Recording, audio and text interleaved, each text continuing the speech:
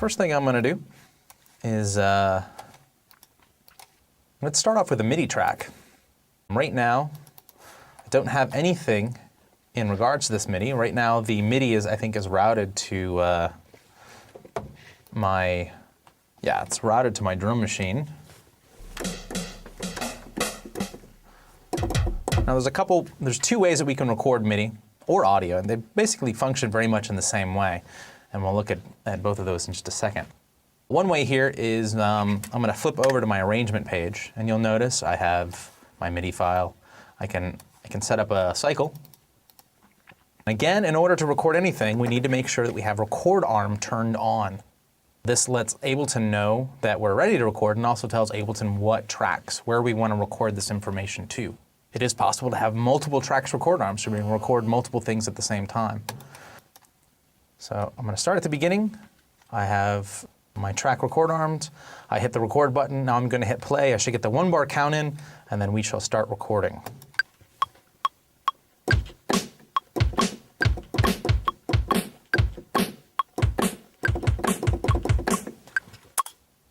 So there, I've just recorded that. I'm now going to double click on the MIDI clip, and it displays my MIDI data across the linear fashion.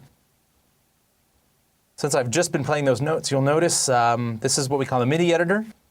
This is a piano style editor. What that means is it has the piano keys off to the side. We can grab this, we can move up or down so we can see more information. It does start down there at C2. You'll notice up here there's a button that says fold. What this does is very clever. Basically removes everything except for the keys that you've used, which makes editing a lot easier, so you don't have to, if you've got lots of space in between, sort of unfolds everything. Now we'll talk more about all of this information in just a little bit, but I just want to get through the process of how we can actually record MIDI. So this is one way we can record MIDI. The one thing that I do want to do is to tighten up this performance. I mentioned quantization before. I'm going to go ahead and hit fold so we can see this. It's a little bit bigger.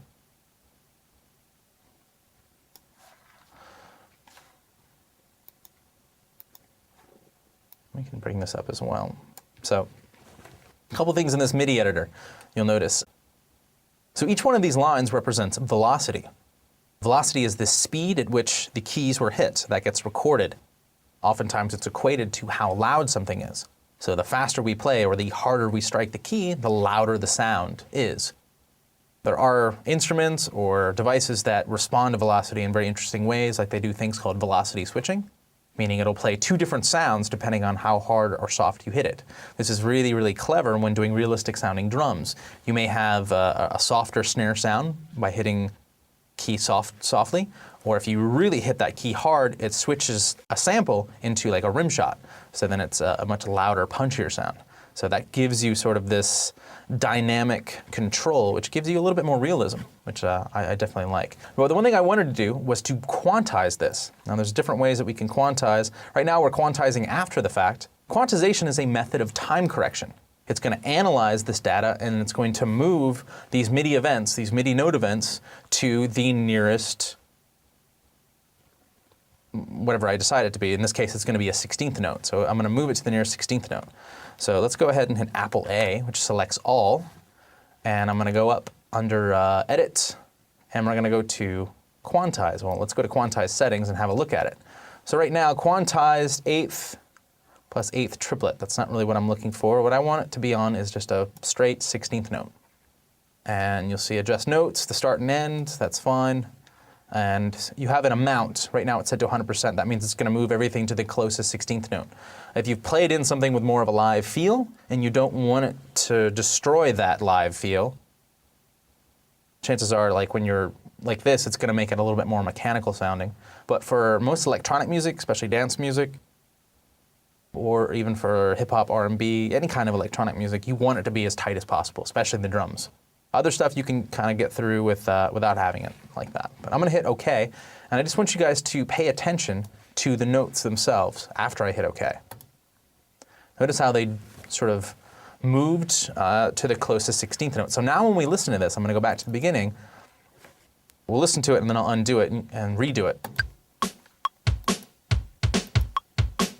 You can hear that with our metronome, right?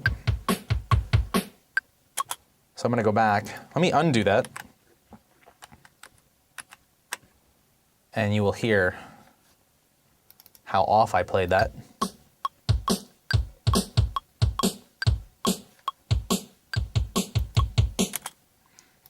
So quantization is our friend. Apple A. Now the key command for quantize, just want to point this out, is Apple U. So I can go down here, hit Apple A to select all. So Apple U, you can see it just tightened everything up, quantized it, nice and neat.